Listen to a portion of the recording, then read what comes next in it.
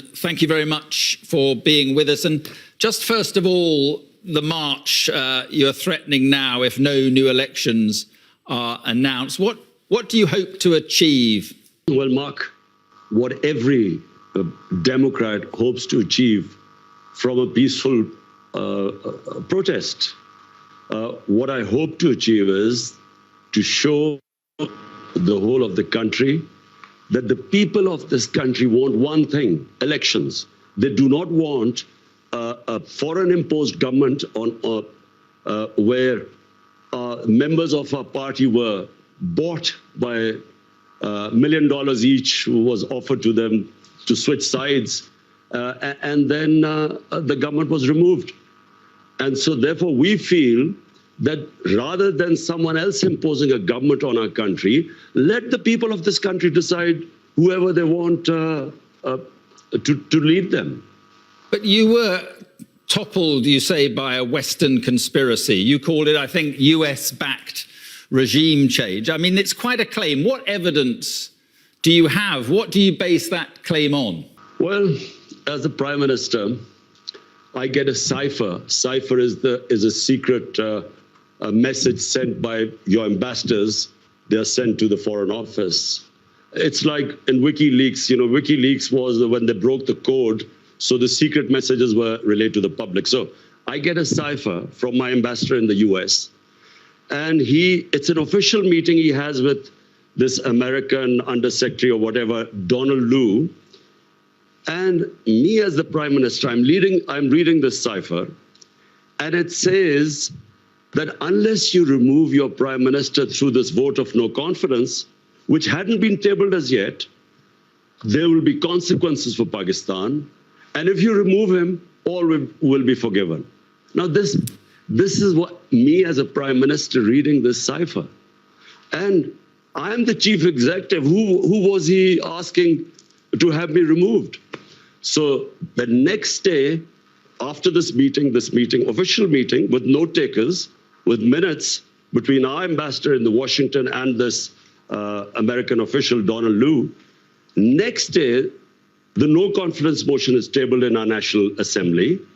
And then members of our party, which I told you were offered these huge sums to switch sides, they start leaving our party. Our allies leave our party. And just to remind you that at this time, in the last 2 years, Pakistan's growth rate was 5.6% last year. This time was 6%. It is one of the highest growth rates in Pakistan's history. Right. Our industry was booming, exports record, remittances record, tax collection record.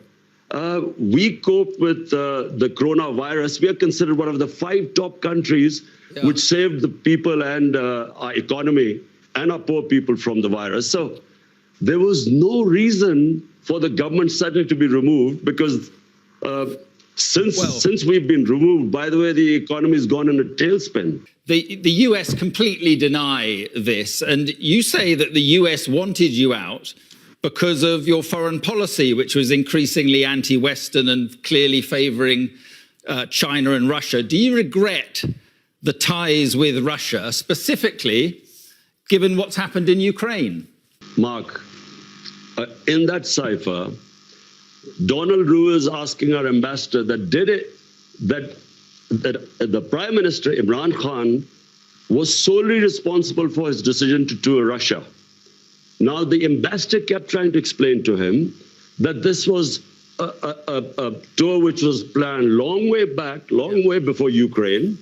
Secondly, all stakeholders, the Foreign Office, the military establishment, we were all on one page because the military wanted hardware.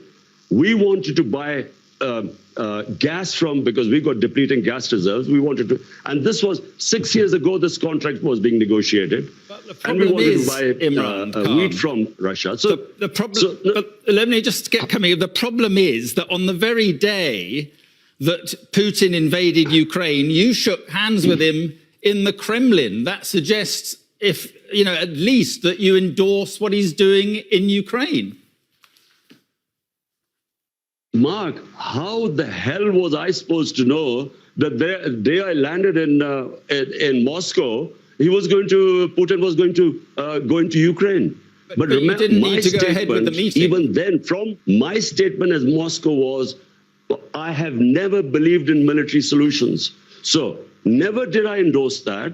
Ours was a totally bilateral meeting. It was planned long before. So point I'm trying to make is that we didn't realize that when I would reach there, that Putin would go into Ukraine. How was I supposed to know? And how could you be punished for that? But do you accept that what Russia is doing is an illegal act of aggression? Do you condemn what Russia is doing? Mark, I am against all military operations. I was against Iraq war. I was against US going into Afghanistan consistently. I'm against military solutions in Ukraine to solve problems. But point I'm trying to make is that to hold me responsible, and in this cipher, it was only me being held responsible, while our ambassador was telling us that this was a long before the store was planned. The purpose of going there were bilateral things we had nothing to do with. But even so, the problem is that the ties you have with Russia and China suggests that you went ahead with that meeting, that human rights are secondary to trade for you. Russia is waging a war on its neighbor, killing civilians. China has a terrible record on human rights, repressing the Uyghurs and other minorities. Mark, I was elected by 220 million people of Pakistan to serve them. My number one priority is there are 50 million Pakistanis below the poverty line. I was not elected for them to correct all the wrongs that are going on in the world. My responsibility was my country. And so all my relationships, whether it was with China, with the United States, with Russia, were for the benefit of our own people. Listen, in Kashmir, which is a dispute between Pakistan and India, India has violated all United Nations resolutions on Kashmir. They've illegally taken away the right of the Kashmiri people and basically got rid of the statehood. Now, did anyone speak against it? The atrocities going on in Kashmir, 100,000 people in Kashmiris have died. Has anyone condemned India for that? No, because India is an ally. Allow us to be neutral too so that we can look after our own people. What about Afghanistan? Are you pleased to see the Taliban back in control in Afghanistan? Were you pleased to see the West defeated? Mark, Afghanistan there was never going to be a military solution. Anyone who knows the history of Afghanistan, and the British above all, have experienced 3 wars in Afghanistan. The 3 times they've gone into Afghanistan in the 19th century, twice in 19th and once in the 20th century. There was never going to be a military solution. People like us who kept saying that this is not, you will not solve Afghanistan problem by bombing them or sending your military, we were called pro-Taliban. People like us were always talking about how would there be people in Afghanistan? For 40 years, they've been suffering. Mark, this is not a football match, whether you're on one side or the other. When there are problems there, the country that suffers most is Pakistan. Because we already have 3.5 billion Afghan refugees there. But you said the chains of slavery had been broken in the country. When the Americans left and the British, what did you mean by that? That was deliberate. It was deliberately distorted. I was speaking in Urdu. I was talking about getting rid of mental slavery. We still have the colonial education system, which elite is taught in English medium. We had first time in our history had one syllabus for everyone, and I said that mental slavery is far worse than physical slavery. In that context, I refer to Afghanistan, where physical, they're fighting for their freedom. What about the slavery of women? Are you concerned that they seem to be going back on their commitment to allow girls back to school, and they're now insisting women cover their faces? Are you worried at all about what is happening there? Mark, I am not responsible or a spokesman for the Taliban. If there was any other solution, after 20 years of war, well, There should have been. You should have found some solution. But Pakistan has supported the Taliban. How? Who says this? By harboring Taliban fighters inside Pakistan. Do you know something, Mark? There is so much propaganda and ignorance about this whole Pakistan-Afghanistan situation. Pakistan lost 80,000 people. No country which supported the US in the war on terror gives as many sacrifices as we did. The only reason we lost 80,000 people was because we joined the US war on terror. Because the US was trying to find a military solution in Afghanistan where none existed, we were blamed. A country that gives sacrifices, we were blamed for the lack of success in Afghanistan. What is happening in Afghanistan has nothing to do with us. The fact is that a war in Afghanistan meant 5 million refugees at the beginning in the 80s. We have 3.5 million refugees. We had what were the Pakistan Taliban who were fighting against our state. We still have terrorism as a result of participating in the US war. For Pakistan to be blamed, there are 3.5 million refugees. Mark, how do you stop?